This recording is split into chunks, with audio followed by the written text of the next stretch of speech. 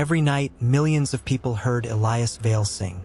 They screamed his name beneath oceans of golden lights. They sang his lyrics in crowded streets.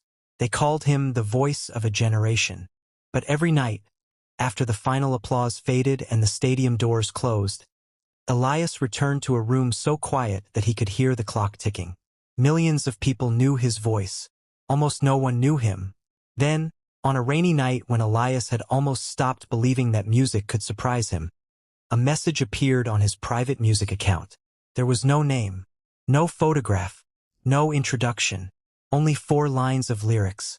Elias read them once, then again. Something about the words made his chest tighten. They described the strange loneliness of being surrounded by people and still feeling invisible. The feeling was so precise that Elias slowly sat down at his piano.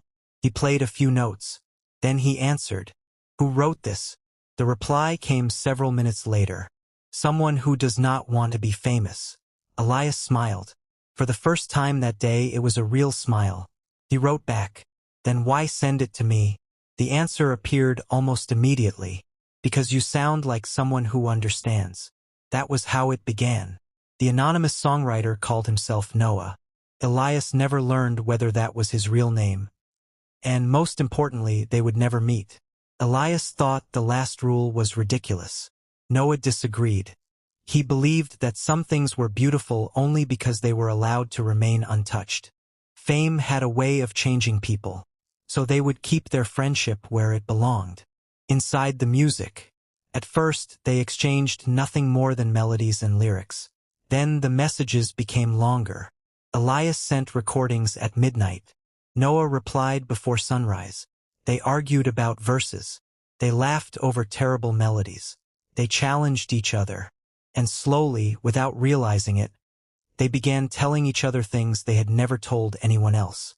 Elias admitted that sometimes he hated walking into a room and knowing everyone already had an opinion about him.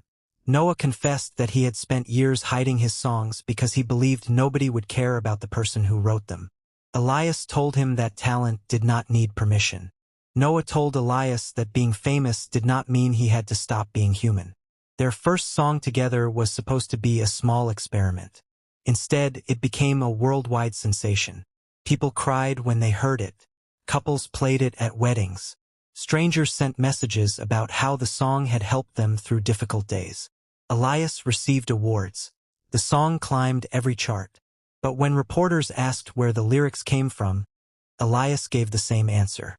"From someone who understands me." Noah stayed in